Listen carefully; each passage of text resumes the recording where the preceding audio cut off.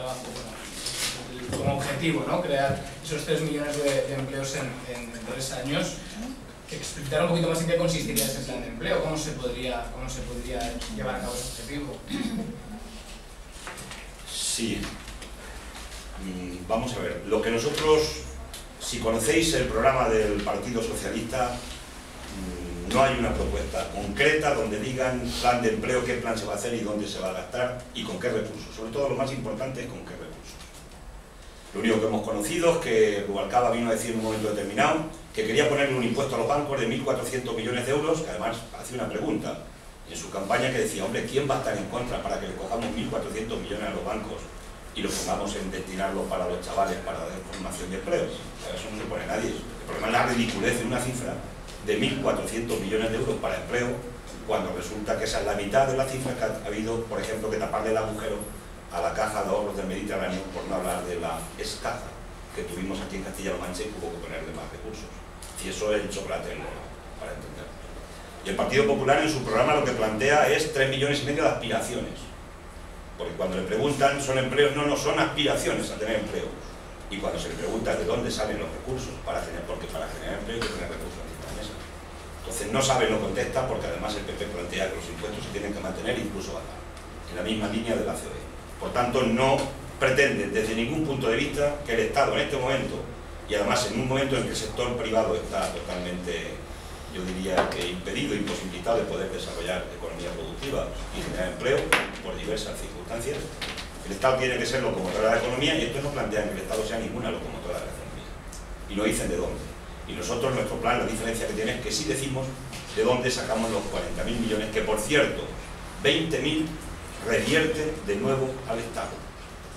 Esto es una obviedad. De cada 1.000 euros que el Estado gasta en política activa de empleo, revierten 580 euros, el 58% de nuevo a la hacienda pública. Revierte por la seguridad social, las cotizaciones que se hacen por el empleo, por el IVA y por las declaraciones de IRPF o incluso impuestos de sociedades. Por tanto, es un dinero que va y viene, pero genera economía y genera empleo. Y nosotros lo planteamos sacarlo de la lucha contra el fraude y de una serie de impuestos que, si queréis, lo podemos detallar con detalle, pero creo que es demasiado prolijo. Reforma fiscal y lucha contra el fraude. Hay dinero de sobra para que se puedan sacar esos recursos. A partir de ahí, ¿qué planteamos? Lo primero es un plan de choque para los que más sufren. Los que más sufren son los que están parados y no tienen empleo. Y no tienen ayuda. Y han perdido hasta la ayuda de los 480 euros. 400 y pico de euros. Y están en la exclusión social. Y se está aumentando cada vez más la gente de la exclusión social.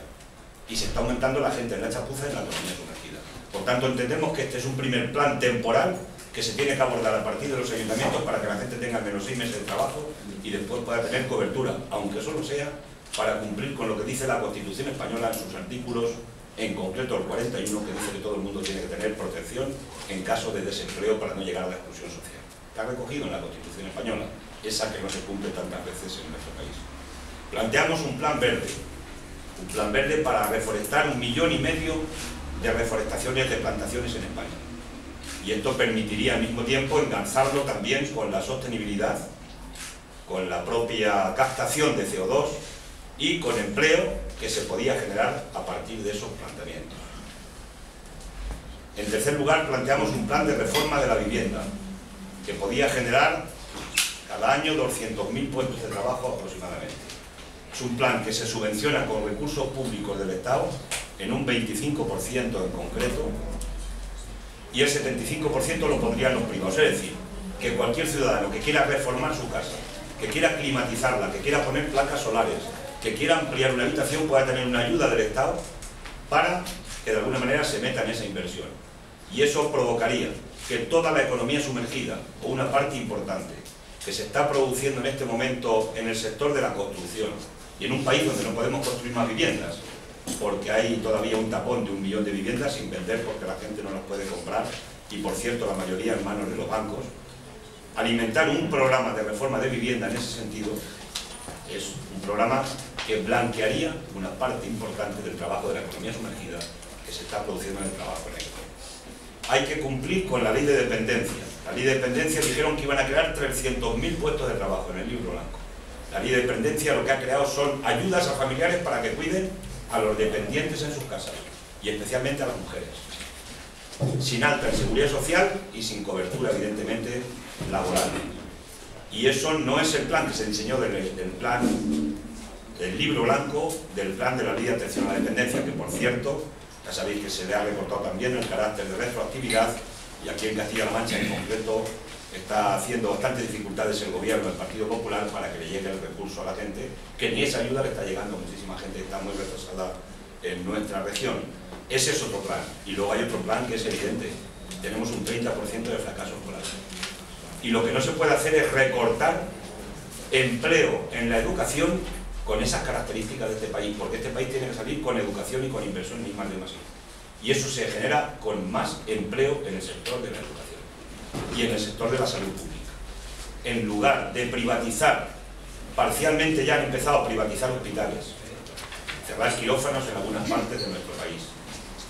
En definitiva, privatizar la sanidad, que alguien ha tipificado que podríamos estar en un supuesto delito, porque se están vulnerando derechos fundamentales establecidos en la propia Constitución, que son los derechos que tenemos a la salud, a la educación, y además la Constitución dice que públicas. Evidentemente hay muchas posibilidades de generar empleo. Y aquellos que dicen que tenemos excesivo empleo público, pues hay que decirles que estamos en un país con un 13% del conjunto de trabajadores y trabajadoras que se dedican a lo público. No estamos en un exceso de trabajadores y trabajadoras de la administración pública. Pero no planteamos solamente crear empleo de lo público, sino que planteamos un plan de choque que crearía 400.000 puestos de trabajo de esos, a partir de la dinamización en la pequeña y mediana empresa. Por ejemplo, con la contratación de los primeros empleos, y disculpadme que me esté extendiendo, me han hecho la pregunta y no la teníamos pactada la pregunta, ¿no? Digo, para dar las respuestas. En el plan del apoyo a la pequeña y mediana empresa, el primer empleo indefinido, entendemos que la subvención se tiene que dar para crear empleo indefinido, no empleo precario o temporal.